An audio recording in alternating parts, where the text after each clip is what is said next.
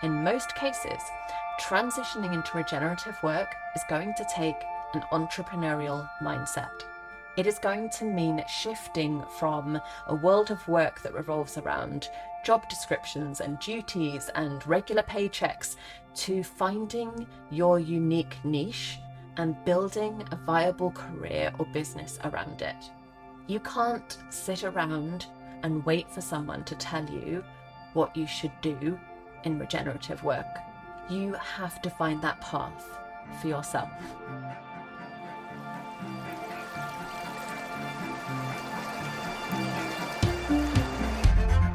Welcome to the Regenerative Worklife podcast. If you are ready to make the leap out of your corporate job and into purposeful regenerative work, this is the show for you. As you've probably discovered, transitioning into regenerative work is a lot more complicated than going on a job board and sending off your CV. This journey you are embarking on means taking risks, going against the grain, overcoming challenges, and writing your own script. It takes entrepreneurial muscle, powerful vision, and a willingness to change. Having a mentor by your side makes all the difference. I am your host, Alyssa Murphy. I have worked with hundreds of impact-focused businesses and individuals, and I am here to help you. Let's take things one step at a time as I show you how to quit corporate, find your vision, and successfully transition into regenerative work. Here we go.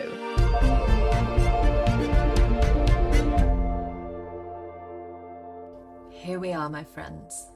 The first ever episode of the Regenerative Work-Life podcast, and I believe the first step on your journey to a successful regenerative career.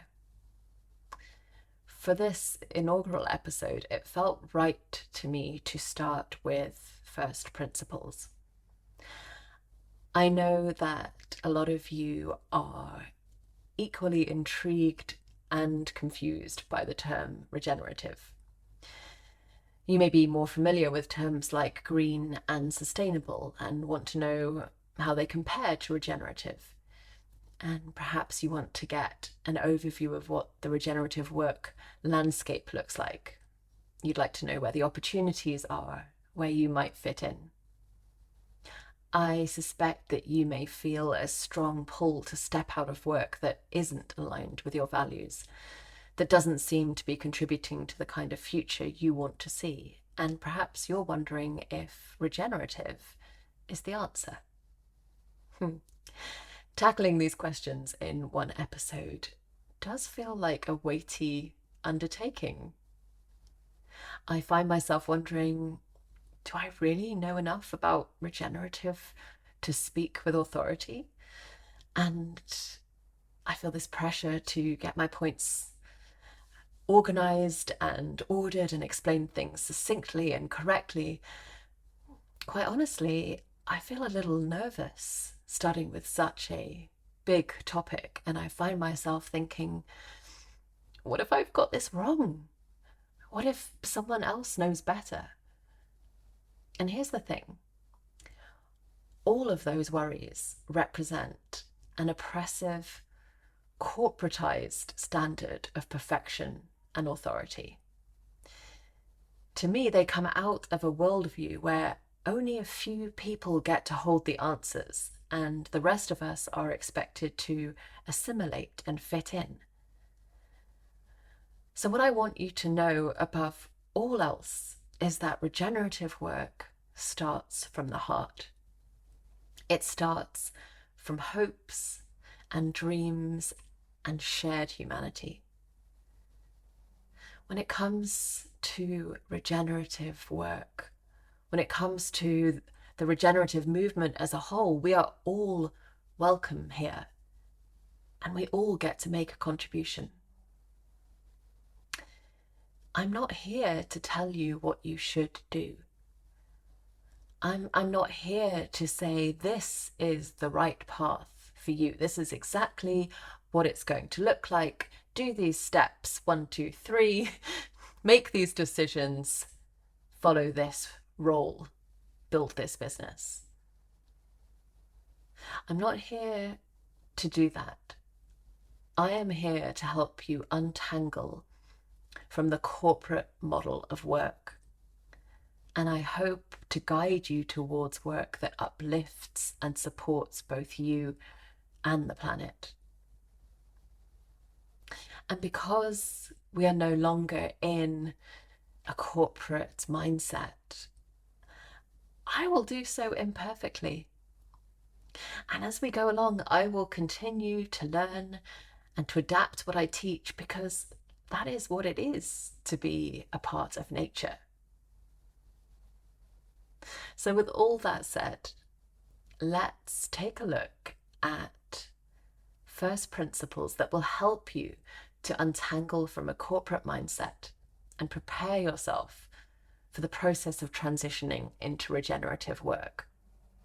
And if you can take these principles on board, if you can really absorb them, by which I don't mean that you need to understand them fully. I don't mean that you need to be an expert or that you need to be qualified in all of these different areas.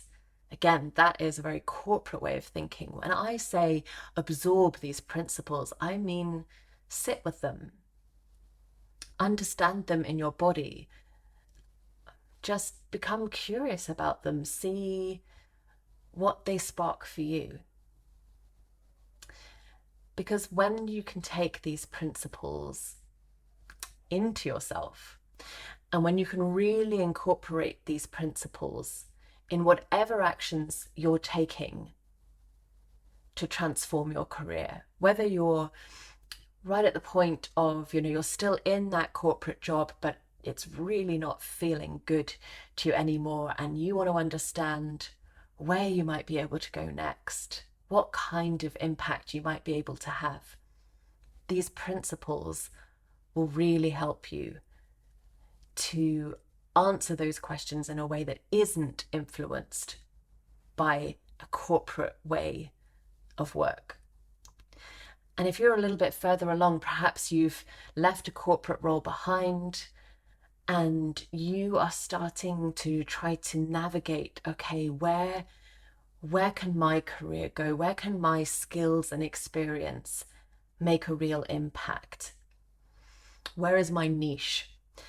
If you're in that sort of part of the process, again, these are really important to understand, because they're going to help to really give you confidence that you're heading in the right direction. They're also going to help you to build resilience when it doesn't just unfold in this sort of linear, this sort of perfect upward trajectory that we seem to expect of our careers.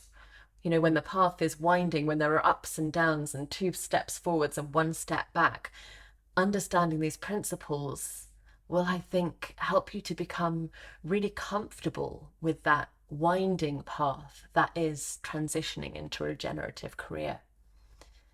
And even if you're really further along and you're at the stage where perhaps you've already identified regenerative work that you want to do, perhaps you're even building a regenerative business, then I think that these principles will probably sound familiar to you, but that they're really important to come back to, because it's important that we acknowledge that we are doing regenerative work surrounded by a system that thinks very, very differently. We are trying to forge new paths, and the system is trying to pull us back. So coming back to first principles can be a really reaffirming and reinvigorating process. So I hope that as I go through these, they feel helpful to you. You might want to have a pen and paper with you if that's something that you find helpful. And there will also be a full transcript of this episode on my website at regenerativeworklife.com. If you go to the podcast tab, you'll find the episode, and then you'll have a full transcript with all the details of these different principles. Okay, so here we go. Basic principles that will help you untangle from a corporate mindset and prepare yourself for the process of transitioning into regenerative work. Principle number one: regenerative work is rooted in nature. This is my answer when friends and family ask about my business, about regenerative work life, and they really don't understand what regenerative means. My answer is that regenerative is about actively restoring nature. And that helps them to sort of get, a sense of where we are in the kinds of work that I'm talking about. When I say that regenerative work is rooted in nature, there are two ways that we can apply that to our careers.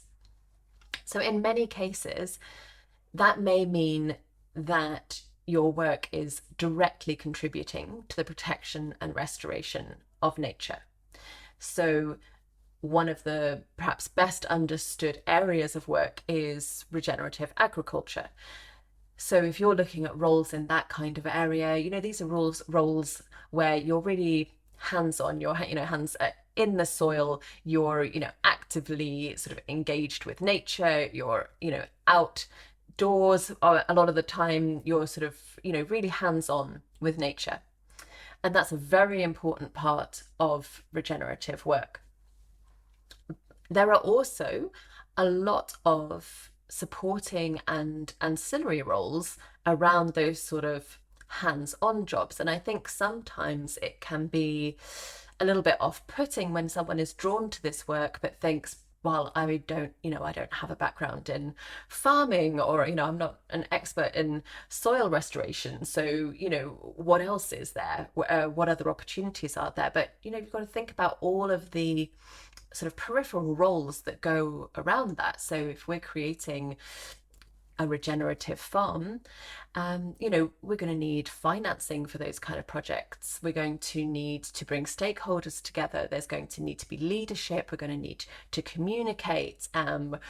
All of these different kinds of activities that might be sort of much closer to the skill set that you have. There are software opportunities, engineering opportunities. It's not just about sort of hands in the soil, although understandably a lot of us are really drawn to that kind of work. But there are many, many other ways that we can contribute, and there are all kinds of skills that are required to make those hands-on projects happen. But there is also an important element to this principle when we talk about regenerative work being rooted in nature, which is simply about approaching our careers and approaching our work with a deep felt understanding that we ourselves are part of nature. Nature is not the non-human part of life. Nature is not something that you get to enjoy on a walk or at the weekend. We are nature. We cannot exist without nature. Water, fantastic example. All life requires water. We require water. Most of us is water. We are nature. And if we can really internalize that understanding, so that it's just a part of who we are and how we live our lives and how we do our work, then whatever work it is that you choose to do will, in my opinion, be regenerative. I don't think that you can embody that understanding that you and the forest and the ocean and the birds and the insects are all one. I don't think, if you really understand that and if you live that way, your work will contribute to and conserve nature, whatever it is that you do.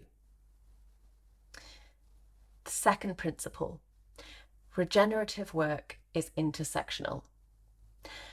So I help people build successful careers in nature, climate, and community.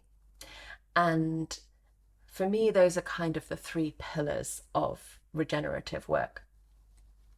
And any one career may be more focused in one area than the other two. But if we're looking at truly regenerative work, I think all three pillars work together. And this is a big difference when you look at sort of traditional sustainability jobs, for example, or green jobs. And, I can speak with a little bit of authority in this area because I am coming at this work now from 13 years' experience of working in the climate tech sector. So I had an agency, a communications agency that helped startups who were developing climate tech solutions to take them to market and to scale their business. And one of the things that, since I've sort of stepped outside of that climate tech sector, that I've really come to question, and that I think is a really important question, is how much we're taking into consideration, not just sort of the tech for its own sake, but who is benefiting from that technology? Who is it made for? Who will it serve? And in the vast majority of cases, it will serve people who are already comparatively wealthy. It will serve people in Western nations. It will serve people, in fact, most of the time, who it's going to serve is corporations. The vast majority of climate tech is used by corporations to allow them to do what they already do, albeit more efficiently. Now, I could go down a whole rabbit hole on this, and I almost certainly will in future episodes. But the point I want to make is, to put it simply, in 13 years of working in climate tech, I can count on one hand the amount of times that I had conversations about climate justice. That's intersectional thinking.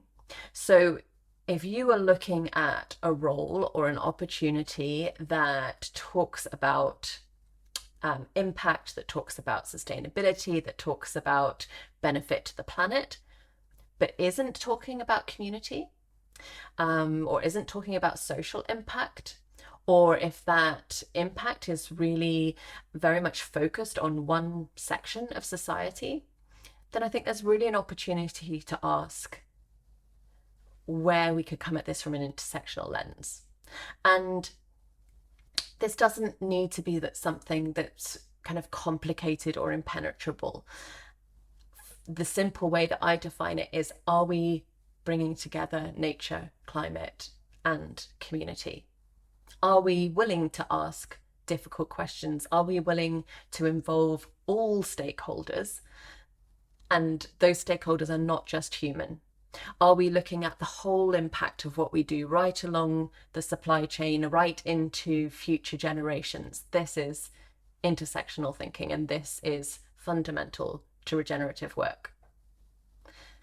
We come to principle number 3, which is definitely related. Regenerative work means system change. I think that this is one of the biggest shifts in understanding for people who are currently in corporate roles in particular, and that some people will struggle with this. I want to keep it really simple. Our systems are broken. If they weren't, we wouldn't need to regenerate. Our systems are broken, and if they weren't, we wouldn't need to regenerate. And we cannot regenerate using our existing systems because they are the problem. So as you look to regenerative work, be careful that you're not looking within the existing system, because that is not where you will find it. And this shows up in all kinds of different ways when it comes to looking for new opportunities, considering career paths, finding our niche, building businesses. We're constantly confronted with pre-existing systems because that's the world that we operate in. And the simplest thing I think that you can do to start to shift this is just ask yourself, is what I'm looking at part of a new system or part of an old system? Or is what I'm looking at willing to change? Is there work going on here to self-examine and make change? It's a difficult question, but you really have to examine whether you are looking to fit into the old system or whether you are willing to do the hard and uncomfortable work of becoming part of a new system, because that is essential to regenerative work. And when you get past the discomfort, it's actually one of the most exciting aspects of it.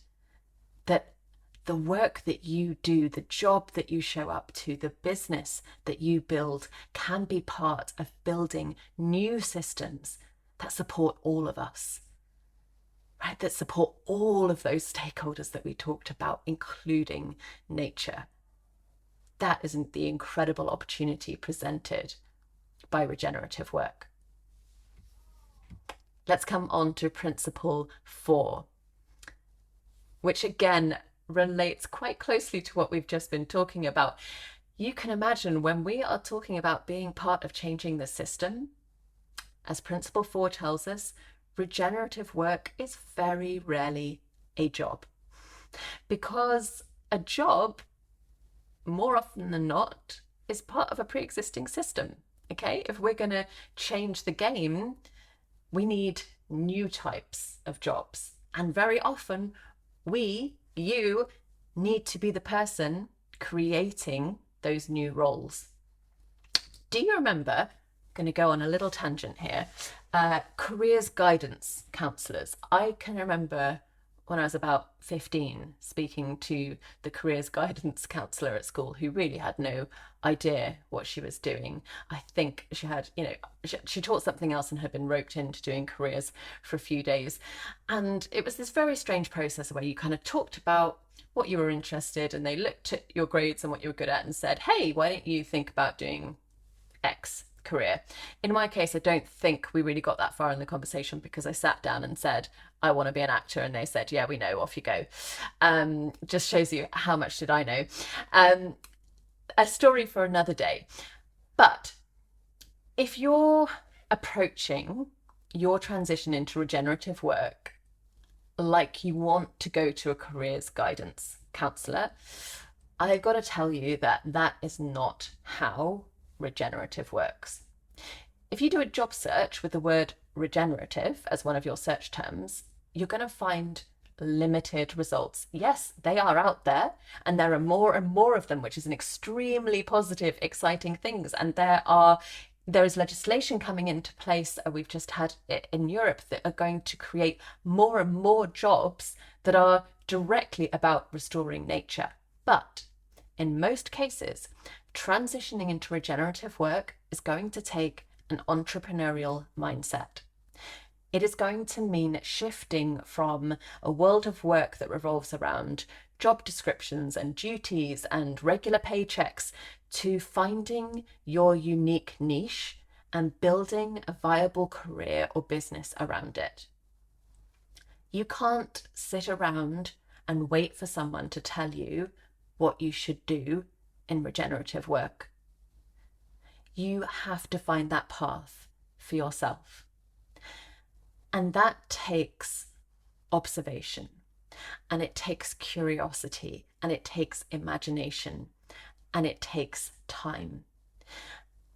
And as you take your time, and as you use your curiosity, and as you observe, and as you imagine, you will start to see where the possibilities arise. You will start to identify problems and get curious about whether you can come up with a solution. You will start to connect the dots between all the incredible things you've already done in your career, the skills that you have, the experience you have, the things that you're just innately good at, and you will start to piece those together and think, hold on a minute, what about this? Perhaps this is a contribution that I can make. Or you'll look at it and think, why is no one doing this? Why has no one come up with a solution for this? And then you'll think, I'm going to do it. It's going to come from you. And again, for me, this is one of the things about regenerative work that makes it just so exciting. You're not here to tick someone else's box. You're not here to fit into someone else's label. You get to build your career out of who you are. You get to find the opportunities.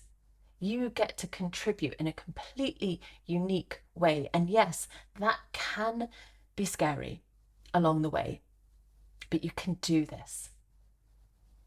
Finally, principle number 5, regenerative work starts from the inside out. I'm talking about mindset here, and it is an overused term, I know, but the fact is that most of us have our minds set in corporate constructs. And corporate constructs are strongly connected to both capitalism and colonialism.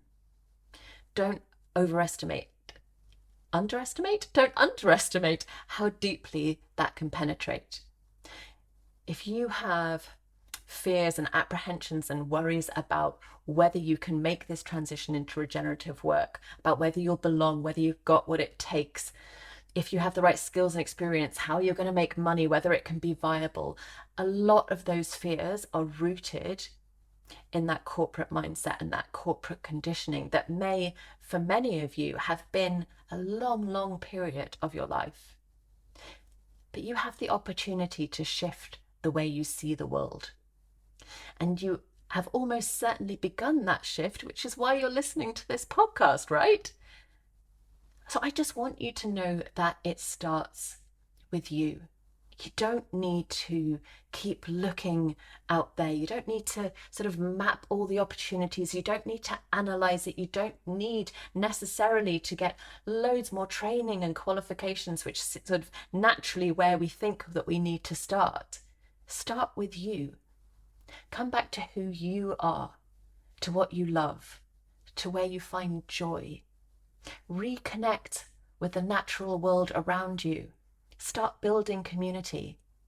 Stop looking outside for the answers. Stop waiting for permission. Stop following a path that someone else has laid out for you. You know, that's what's got us into this mess.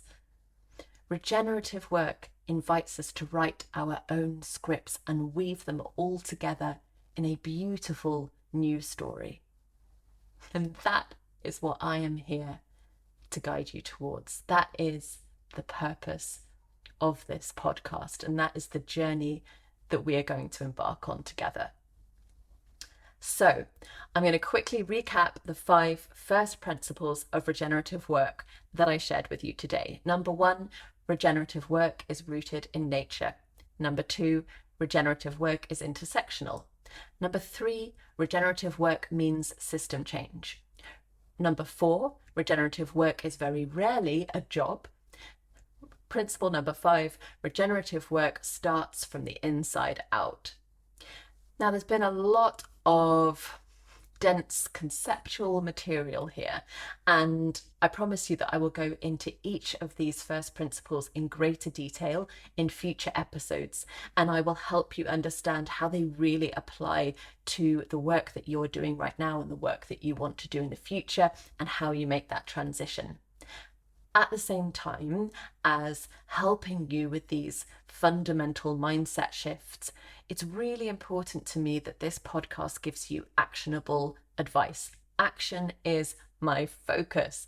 Principles are important, but we don't want to get caught up in them. We want to get inspired by them instead. And I'm going to leave you, as I often will, with some homework. If you want to, if you feel like doing homework, if you want to take this on, if you want to really embody the material that we've been talking about here today. So we're going to focus on the first principle that I shared with you. Regenerative work is rooted in nature. For the next week, I invite you to take this quite literally.